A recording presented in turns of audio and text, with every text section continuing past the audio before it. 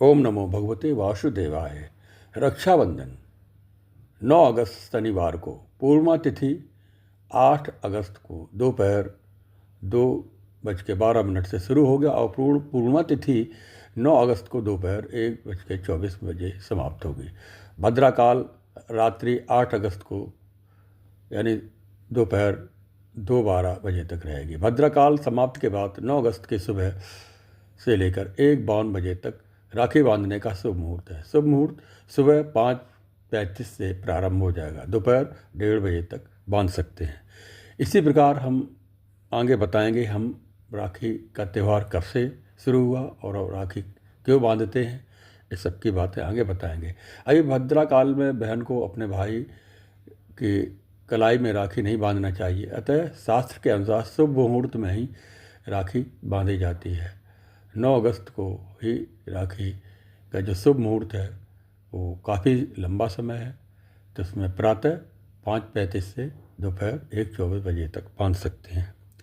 ये इसका मुहूर्त है। आगे हम राखी का त्यौहार कब से मना रहे हैं, क्यों राखी बांधी जाती है, इस सब के बारे में ऐतिहासिक पौराणिक महत्व उसके जानकारी देंगे। ओम नमो भगवते वासुदेवाय। ओम नमो नारायणाय। रक्षाबंधन श्रावणी पर्व, यह त्यौहार श्रावण की पूर्णिमा को मनाया जाता है। यह भाई बहन को स्नेह की डोर में बांधने वाला त्यौहार है। इस दिन बहन भाई के हाथ में रक्षा बांधती हैं तथा मस्तक पर टीका लगाती हैं। रक्षाबंधन का अर्थ होता है रक्षा बंधन, अर्थात किसी को अपनी रक्षा के लिए बांध लेना। राखी बांधते समय बहन कहती है कि भैया मैं तुम्हारे शरण में हूँ, मेरी सब प्रकार से रक्षा करना। एक बार भगवान श्री कृष्ण के हाथ में चोट लग गई और खून गिरने लगा। द्रौपदी ने जब देखा कि यह तुरंत खून बह रहा है, तुरंत अपनी साड़ी की फाड़ दिया, कोर फाड़ करके, और उन्होंने भगवान श्री कृष्ण के हाथ में बांध दिया। यह शिशुपाल के वध के समय जब भगवान ने चक्र सुदर्शन से शिशुपाल का वध किया था, उस समय द्रौपदी ने उनके उंगली में अपनी साड़ी को फाड़ करके बांध दिया था। ऐसा भी मिलता है, ऐसा ही वर्णन मिलता है। इसी रक्षा के ऋणी श्री कृष्ण ने दुशासन द्वारा चीर खींचते समय द्रौपदी की लाज रखी थी। मध्यकालीन इतिहास में एक ऐसी घटना मिलती है जिसमें चित्तौड़गढ़ की हिंदू रानी कर्मवती ने दिल्ली के मुगल बादशाह हुमायूं को अपना भाई मानकर उसके पास राखी भेजी थी। हुमायूं ने कर्मवती की राखी स्वीकार कर ली और उसकी सम्मान रक्षा के लिए गुजरात के बादशाह से युद्ध किया। कथा यह है, एक बार युधिष्ठिर ने श्री कृष्ण भगवान से पूछा कि हे अच्युत, मुझे रक्षाबंधन की वह कथा सुनाइए जिससे मनुष्यों की प्रेत बाधा तथा दुख दूर होता है। इस पर भगवान ने कहा कि हे पांडव श्रेष्ठ, प्राचीन समय में एक बार देवों तथा असुरों में 12 वर्षों तक युद्ध हुआ। उस संग्राम में देवराज इंद्र की पराजय हुई, देवता कांत विहीन हो गए। इंद्र रणस्थल छोड़कर विजय की आशा को तिलांजलि देकर देवताओं सहित अमरावती को चले गए। तो विजेता दैत्यराज ने तीनों लोगों को अपने वश में कर लिया। उसने राजपद यानी इंद्र अपने आप को स्वयं इंद्र बना लिया और अपने आप को सभी को अपने वश में करके सभा में और मनुष्य की भांति देवता लोग अपने कर्म करने लगे। एवं मनुष्य यज्ञ कर्म न करें, ऐसा उसने आदेश दिया। धर्म कर्म सब समाप्त हो गया था, सब लोग मेरी पूजा करें, यह उस समय उस दैत्य राज का आदेश था। जिसको उसमें आपत्ति हो वह राज छोड़कर चला जाए। दैत्यराज वृत्रासुर की इस आज्ञा से यज्ञ वेद पठन पाठन और उत्सव, जो भी धार्मिक उत्सव होते थे, वे सब समाप्त हो गए। धर्म की नाश होने लगा, देवों को बल घटने लगा। इधर इंद्र दानवों से भयभीत हो बृहस्पति जी को बुलाकर कहने लगे, हे गुरु, मैं शत्रुओं से घिरा हुआ हूँ, प्राणांत संग्राम करना चाहता हूँ। मैं अपने प्राणों के अंत तक यानी मरने तक मैं संग्राम करना चाहता हूँ। होनहार बलवान होती है। कहते हैं कि जो होना होगा वो होकर रहेगा। पहले तो बृहस्पति ने समझाया कि कोप करना व्यर्थ है, परंतु इंद्र को हठवादिता तथा उत्साह देख करके रक्षा विधान करने को कहा। श्रावण पूर्णिमा के प्रातःकाल ही रक्षा का विधान संपन्न किया गया। एन बद्ध बलि राजा दानवेंद्रो महाबलः तेन तामी वदनामी रक्षे माचल माचल। उक्त मंत्रोच्चारण से बृहस्पति देवगुरु ने श्रावणी पर्व पूर्णिमा के दिन रक्षा विधान किया। यह सधर्मणी इंद्राणी के साथ वृत्रा श्रृंगारक इंद्र ने बृहस्पति की उस वाणी का अक्षर से पालन किया। इंद्राणी ब्राह्मण पूरी तरह हितों के स्वस्थ वाचन करने लगे। इंद्र के दाएं हाथ में रक्षा की पोटली बांध दी गई, रक्षा सूत्र बांध दिया गया। इसी के बल पर इंद्र ने दानवों को पर विजय प्राप्त की। ऐसा हमारे पुराणों में वर्णन मिलता है। अब इसके बाद अन्य जो मत मिलते हैं, जैसे रक्षाबंधन या राखी भाई बहनों के बीच अटूट प्यार को दर्शाने के लिए मनाया जाता है। यह त्यौहार प्रतिवर्ष श्रावण मास की श्रावण पूर्णिमा के दिन पड़ता है, लेकिन इसमें पूजन करने के बाद जो राखी बांधी जाती है उसमें ये देखा जाता है भद्रा तिथि ना हो, पूर्णिमा की तिथि हो, तब ये मनाया जाता है। और युद्ध में देवराज इंद्र की रक्षा के लिए यानी उसकी बहन इंद्राणी ने अपने तपोबल से एक रक्षा सूत्र तैयार किया और इंद्र की कलाई पर बांधा था। रक्षा सूत्र ने इंद्र की रक्षा के लिए वे युद्ध में विजयी हुए और बहनें अपने भाइयों की रक्षा के लिए तब से कलाई पर राखी बांधने लगीं। और प्रकृत स्वरूप की पूजा का दिन है, यानी बहुत सी भुजरियाँ बोते हैं, जौ बोए जाते हैं और उनका पूजा करके विसर्जन होता है। यह पर्व नद नदी जल वनस्पति और औषधि आदि के प्राकृतिक स्वरूप की पूजा का दिवस है। धर्म ग्रंथों के अनुसार श्रावणी पूर्णिमा पर ब्राह्मण नदी के तट पर पंचगव्य और गाय के दूध से, दही से, गोमूत्र से पवित्र कुसा से स्नान करते हैं। यानी श्रावणी पर्व उस दिन अपने जनेऊ संस्कार, नया जनेऊ धारण करते हैं। माता लक्ष्मी की भी कथा आती है। इस दिन बाली ने प्रभु के तीसरे पग अपने सर पर रख लिया था और विनती की कि मुझे स्वीकार करें, मेरे साथ रहें। भगवान विष्णु को बाली की बात माननी पड़ी। ऐसे में भगवान विष्णु के न लौटने पर माता लक्ष्मी परेशान हो गईं और उन्होंने गरीब महिला का रूप धारण कर लिया और राजा बलि के पास पहुंच गईं और उन्हें राखी बांधी। उसके बदले में जब बाली ने कहा कि मांगिए, मुझसे क्या चाहती हो, तो माँ लक्ष्मी जी ने अपने पति भगवान विष्णु को मांग लिया था। इस प्रकार से कथाओं में, पुराणों में वर्णन मिलता है। और 3 धागे से बने जनेऊ को माना जाता है पवित्र। रक्षाबंधन यानी सावन पूर्णिमा को श्रावणी पर्व भी मनाया जाता है, तो उस दिन सावन पूर्णिमा पर एक परंपरा निभाई जाती है जिसे श्रावणी उपकर्म कहते हैं। सरल तरीके से समझें तो इस दिन ब्राह्मण समाज के लोग नदी में पूजा अर्चना करके जनेऊ बदलते हैं। माना जाता है कि उस उपकर्म को करने से वर्ष भर में जाने के अनजाने में किए गए गलत कामों की मुक्ति मिलती है। मथुरा में इस प्रकार की श्रावणी उपकर्म 2 दिन मनाया जाता है। श्रावणी प्राकृतिक स्वरूप की पूजा का दिन है। श्रावणी द्विज मात्र वैज्ञानिक और प्रकृति परक पर्व है। वेद पाठी गुरु, सूर्य, गायत्री, देव, ऋषि और पितरों को मुख्य आधार पर्व है। श्रावणी यह पर्व नद नदी जल और स्रोत, वनस्पति और औषधि आदि की प्राकृतिक स्वरूप की पूजा का दिवस है।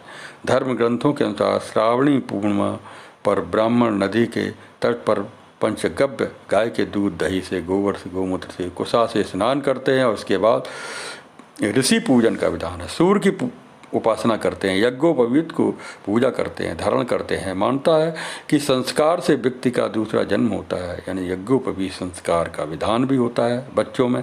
बाद में यज्ञ किया जाता है जिसमें विभिन्न मंत्रों की आहुतियाँ दी जाती हैं। खास क्यों है जनेऊ? सनातन धर्म में 16 संस्कारों का वर्णन है, उसमें यज्ञोपवीत जनेऊ संस्कार भी एक है।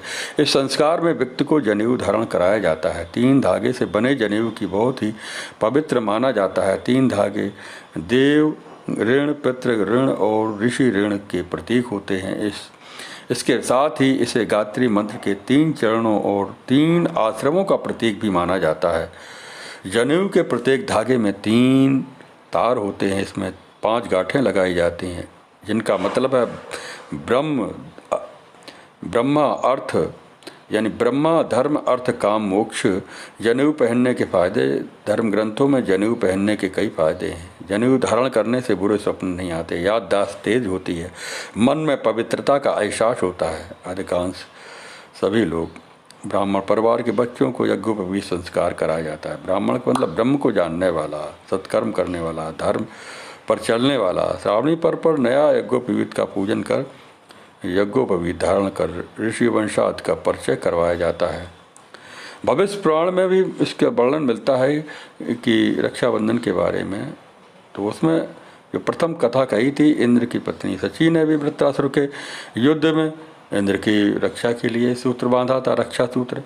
जब भी कोई युद्ध के लिए जाता है, कलाई पर मौली धागा बांधा जाता है, पूजा की जाती है। देवी लक्ष्मी ने राजा बलि को अपना भाई मान करके हाथों में पति की रक्षा के लिए बंधन बांधा था और अपने बंधक पति श्री हरि विष्णु को अपने साथ ले आई थी।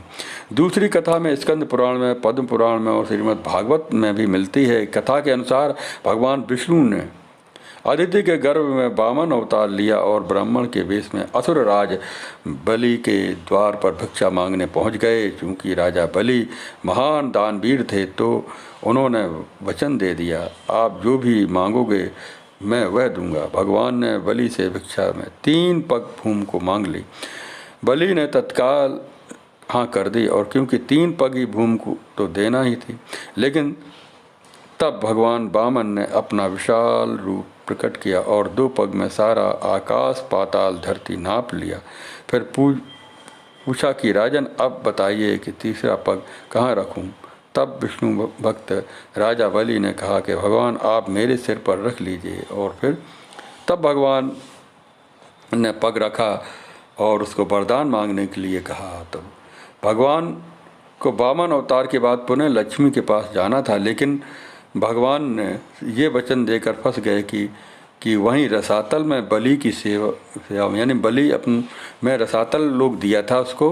भू भुआशय में जन तप सत्यम, ये ऊपर 7 लोक हैं और नीचे अतल बितल सुतल तलातल महातल रसातल पाताल लोक के ये 7 हैं। रसातल में वो राजा बलि को रसातल का राज दे दिया था। क्योंकि इंद्र पद वो प्राप्त करने वाला था, 101 यज्ञ पूरा करने के बाद इंद्र पद उसको मिल जाता है। इसलिए वामन रूप में भगवान ने आकर के ब्राह्मण का वेश बना करके जब राजा बलि ने दान में संपूर्ण राज्य दे दिया, तब भगवान ने कहा कि बलि ने कहा कि मैं अब पैर कहाँ रखूं? भगवान कहा मेरे सर पर रख लीजिए। तो इस प्रकार बलि ने भगवान के सिर पर पैर रखा और भगवान ने उसको आशीर्वाद दिया और अपना लिया, अपना भक्त बनाया। उस समय बलि से कहा था कि मांग लो क्या चाहते हो, तब उस समय वचन दिया। तो बलि ने क्या कहा कि आप मैं रसातल का जो राज्य दिया है वहीं पर मैं आपकी स्थापना करूंगा। मंदिर बना के राजा बलि ने भगवान विष्णु को वहीं पर स्थापित कर लिया और वहीं पूजन करने लगा। तो भगवान विष्णु अपने सत्यलोक नहीं आए। तो इस प्रकार से सर्व देवताओं ने प्रार्थना की। माँ लक्ष्मी जी गईं, तब राजा बलि के यहाँ जा कर के उन्होंने भी राजा बलि को अपना भाई बनाया, उसके बदले में मांगा है, भगवान विष्णु को वापस लेकर के आई। माना जाता है कि राजसूय यज्ञ के समय भगवान श्री कृष्ण ने शिशुपाल का वध कर दिया था, तब उनकी उंगली में खून बहने लगा। इसे देखकर द्रौपदी ने तुरंत ही अपनी साड़ी का एक टुकड़ा फाड़ करके उसकी उंगली पर बांध दिया। इस कर्म के बदले श्री कृष्ण ने द्रौपदी को आशीर्वाद देकर कहा कि एक दिन मैं अवश्य तुम्हारी साड़ी की कीमत अदा करूंगा। इन कर्मों की वजह से श्री कृष्ण ने द्रौपदी के चीरहरण के समय उनकी साड़ी बढ़ा दी और उनकी रक्षा की। तभी से रक्षाबंधन का त्यौहार मनाया जाता है। उत्तर भारत में रक्षाबंधन वाले दिन अर्थात श्रावणी की पूर्णिमा को राखी का त्यौहार मनाया जाता है, जबकि दक्षिण भारत में समुद्र के क्षेत्रों में नारियल पूर्णिमा का त्यौहार मनाया जाता है। नारियल पूर्णिमा खासकर सभी मछुआरों का त्यौहार होता है। मछुआरों में मछली पकड़ने की शुरुआत इसी दिन से होती है। भगवान इंद्र और वरुण की पूजा करने से करते हैं। भगवान इंद्र और वरुण की पूजा करने के बाद वो लोग मत्स्य का आखेट करते हैं। दौरान विधिवत यानी केले के पत्तों पर समुद्र के किनारे नारियल अर्पित किए जाते हैं, इसलिए इस राखी पूर्णिमा को वहाँ नारियल पूर्णिमा भी कहते हैं। दक्षिण भारत में यह त्यौहार समाज का हर वर्ग मनाता है, इसलिए वहाँ पर नारियल पूर्णिमा भी कहते हैं। दक्षिण भारत में इस त्यौहार को समाज का हर वर्ग अपने तरीके से मनाता है। इस दिन जनेऊ धारण करने वाले अपने जनेऊ को बदलते हैं। इस कारण इस त्यौहार को अब्बितम भी कहा जाता है। इसे श्रावणी या ऋषि तर्पण भी कहते हैं। प्राचीन काल से ही राखी के रूप में मौली या कलावा बांधने का प्रचलन रहा है। हाथ में मूल में 3 रेखाएं होती हैं, इसलिए इसको मणिबंध कहते हैं। भाग्य और जीवन रेखा का उद्गम स्थल भी मणिबंध ही है। इन 3 रेखाओं में दैहिक, दैविक और भौतिक जैसे त्रिविध तापों को देकर के मुक्त करने की शक्ति रहती है। इन मणिबंधों के नाम शिव, विष्णु व ब्रह्मा है। इसी तरह शक्ति, लक्ष्मी और सरस्वती का भी यहाँ साक्षात वास रहता है। जब हम कलावा का मंत्र रक्षा हेतु पढ़कर के कलाई में बांधते हैं तो यह 3 धागों के सूत्र त्रिदेवों की त्रिशक्तियों को अर्पित हो जाता है। इससे रक्षा सूत्र धारण करने वाले प्राणी की सब प्रकार से रक्षा होती है। और शास्त्रों का ऐसा भी मत है, मौली या राखी बांधने से त्रिदेव ब्रह्मा, विष्णु, महेश तथा तीनों देवियों लक्ष्मी, पार्वती और सरस्वती की कृपा प्राप्त हो जाती है। शिव की कृपा से दुर्गुणों का नाश होता है। इसी प्रकार लक्ष्मी धन देती हैं और दुर्गा शक्ति और सरस्वती कृपा से बुद्धि प्राप्त होती है। यह मौली किसी भी देवी या देवता के नाम पर भी बांधी जाती है, जिससे संकटों और विपत्तियों से व्यक्ति की रक्षा होती है। वह मंदिरों में मन्नत के लिए बांधी जाती है। संकल्प के लिए भी रक्षा सूत्र बांधा जाता है। इस तरह कि राजा बलि ने 3 पग भूमि को दान में देने से पहले जल छोड़ करके संकल्प लिया था कि मैं 3 पग भूमि दान करूंगा। इसी तरह रक्षाबंधन पर भी यह बहन उसकी रक्षा का वचन देते हैं। मौली बांध करके लिए संकल्प का उल्लंघन करना अनुचित है, संकट में डालने वाला सिद्ध हो जाता है। यदि आपको राखी या मौली बांधते हैं तो उसकी पवित्रता का ध्यान रखना भी जरूरी होता है। शास्त्रों के अनुसार मौली बांधने से उसके पवित्र और शक्तिशाली बंधन होने का एहसास रहता है। इसमें मन में शांति और पवित्रता बनी रहती है। व्यक्ति के मन और मस्तिष्क में बुरे विचार नहीं आते, वह गलत रास्तों पर नहीं भटकता। कई मौक़ों पर उससे व्यक्ति से गलत कार्य करने में बच जाता है। महाभारत में भी रक्षाबंधन के पर्व का उल्लेख है। जब युधिष्ठिर ने भगवान श्री कृष्ण से पूछा कि मैं सभी संकटों से कैसे पार कर सकता हूँ, तब श्री कृष्ण ने उनकी तथा उनकी सेना की रक्षा के लिए राखी का त्यौहार मनाने का सलाह दिया था।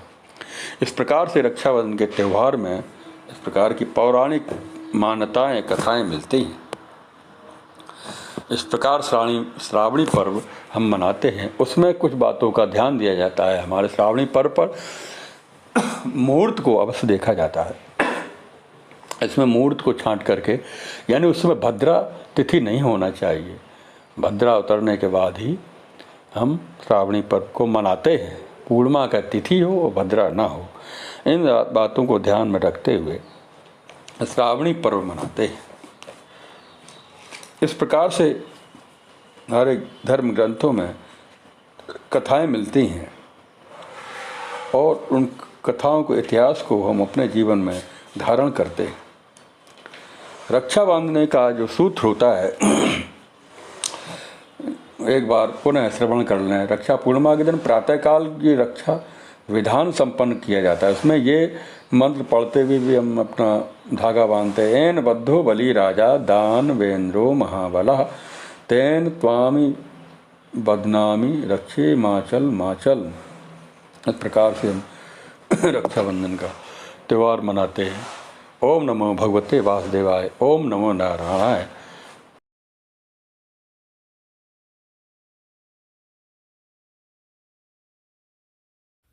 अभी आप लोगों को बताया है भाई बहन के प्रेम और सुरक्षा के बंधन का प्रतीक रक्षाबंधन। राखी का त्यौहार क्यों मनाया जाता है, बहनें अपने भाई की कलाई में राखी क्यों बांधती हैं, तो यही इसका संक्षिप्त जानकारी दी है। द्रौपदी ने सर्वप्रथम भगवान श्री कृष्ण को राखी बांधी थी। यमुना नदी या देवी, ये यमराज की बहन है, इन्होंने सर्वप्रथम राखी बांधी थी। उन्होंने बहन ने यम को 12 वर्ष तक नहीं देखा था। उसके उपलक्ष्य में यम ने खुश होकर के उनको वरदान दिया था, उपहार दिए थे। तो यम को राखी बांधी और हमेशा के लिए अपने रक्षा के लिए वचन लिया। राजा बलि ने लक्ष्मी जी ने राजा बलि को राखी बांधी थी। इंद्र और इंद्राणी की कहानी, यम और यमनी। यही संक्षिप्त कथा है। ओम नमो भगवते वासुदेवाय।